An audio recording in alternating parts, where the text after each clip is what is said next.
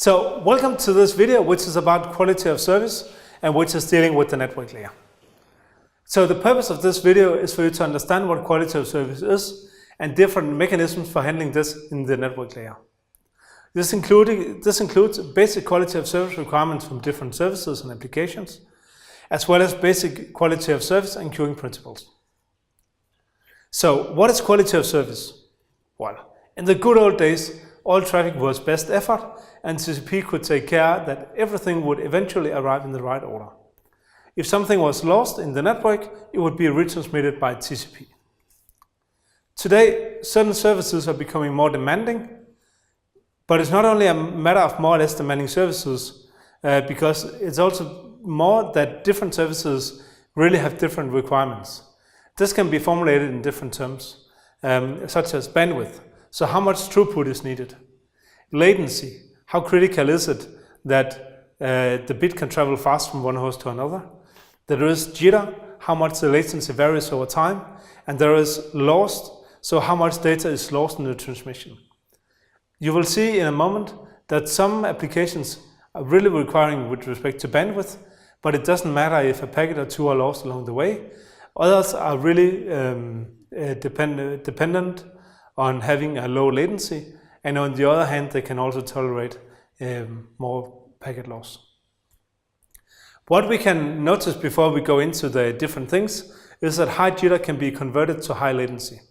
So what we see is that jitter is really the variation in latency between different packets.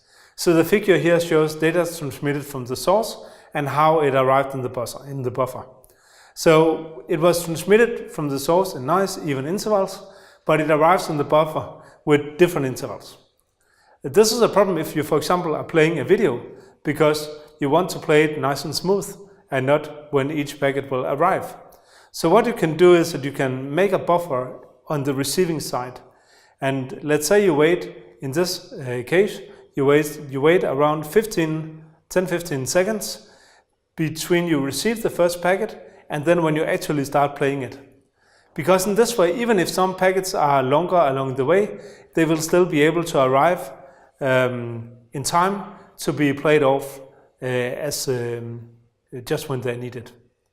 Of course, if the data arrival becomes too big, or if the jitter becomes too big compared to the buffer size, then you have this playback gap. I guess this is familiar from you also from a video service like YouTube, where you also see there is a certain element of buffering included in the application layer. Okay, about the different requirements. What you can see, for example, is that web browsing, we could say medium bandwidth probably is okay, because we don't want to wait too long for the pages to load, but on the other hand, it's not critical at a microsecond level. That being said, you're also in web seeing more services fostering a quick reaction. For example, when you're doing a search on Google, which is trying to do autocomplete, you want this autocompletion feature to work smoothly. You would also say a medium latency for exactly this reason, that if you do a Google search, you want it to react pretty quick, even if it's not as critical as voice is. You could also say medium loss, because data are retransmitted, but it takes time to retransmit. As a different example, you have video on demand. When if you are playing video on demand, you really want a high bandwidth, because you have high quality video, which requires a lot of data. Here you could also say that you also don't want too much jitter. Latency is no problem if we can predict it, because we can just make the buffer. But we need to know how much buffer to do. And traffic is not real time, so it's no big deal to make a buffer. Telephony, on the other hand, is, I would say, low bandwidth, because we don't send much data. And it's also low loss, because depending on the codec, we can understand what is said even if a lot of packets are lost. So we don't have much requirements in terms of bandwidth, we don't have lots of requirements in terms of loss, if only we can use an appropriate codec. But here we also have a trade-off between bandwidth and loss, because if we have a lot of bandwidth available, then we can send more data and we can use better codecs which can easily handle lost packets. On the other hand, jitter and latency is really critical here, because if you had latency, it makes it very hard to keep a conversation. So even if it's only a matter of 100 milliseconds, you can still easily hear it when you have this phone conversation. Also, you can say that we would rather have a lower voice quality than having to wait seconds for the perfect quality. So here are some requirements according to Tannenbaum, which cover different kind of services. So please take a minute or two to take a look and see how it fits with your own perception.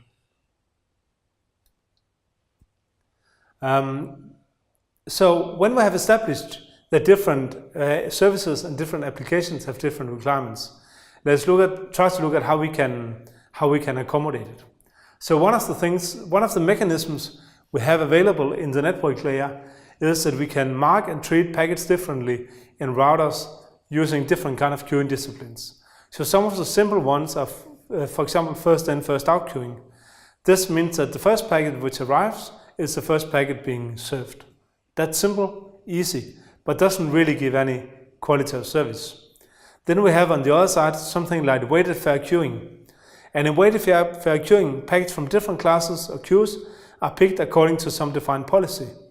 In this way, we can, for example, reserve 10% of the bandwidth for high priority traffic. That could be that you want to prioritize voice over IP traffic in your company network because you're running all your telephony as voice over IP. But it could also be that you want to prioritize all kind of traffic more than file sharing services or peer-to-peer networks, and there you can put your peer-to-peer networks in the bottom, so they only get access to the network if there is capacity available for it. When we're discussing these, and these are just two examples, there are many, this is a whole topic in itself, but just to give an idea of what you can do. However, I would say never underestimate what over-provisioning can do, because all these kind of services come with a level of complexity, and often you would want to just increase your overall capacity instead of being careful about how you distribute what you have. Another important concept is service level agreements. So service level agreements kind of clarify the expectations of a connection. That could be, for example, enterprise level internet connections, which are often regulated in service level agreements. And they can contain agreements on all QoS parameters, such as bandwidth, latency, jitter, and loss. And when setting up a flow, the user and the network may also agree on how the guaranteed traffic can be characterized, for example, using traffic shaping. And we'll look into that in a moment. But this is really useful, especially for describing how you can accommodate bursty traffic. If you have a nice steady flow of packets, it's pretty easy to describe. But often your traffic is not a nice, easy flow. It will be that you are downloading a video at a certain point of time, and then you want a certain quality to be available for that download. Or it could be that you have a Skype meeting where in some times of the meeting you really have a much higher bandwidth consumption than in others. Also, web traffic is also bursty in the sense that you press the button or you go to a web page, and when the web page is loading you have a burst, but as soon as the web page is loaded and you are reading or watching what you're doing, then it will be more steady, or could be more steady. So a little bit about describing and shaping flows. So often packets don't arrive as a steady flow. Different applications and different systems generate flows with different characteristics. What is important is this is important to understand in order to describe the traffic flows and the quality of service guaranteed in order to set up the right queuing systems and to accommodate this in the best possible way. This is very much related to quality of service, but in order to split it up and make the videos short and neat, I've decided to include this in a later video. So this is the end of this video. Thank you for listening, and please let me know if you have any questions or comments. Thanks.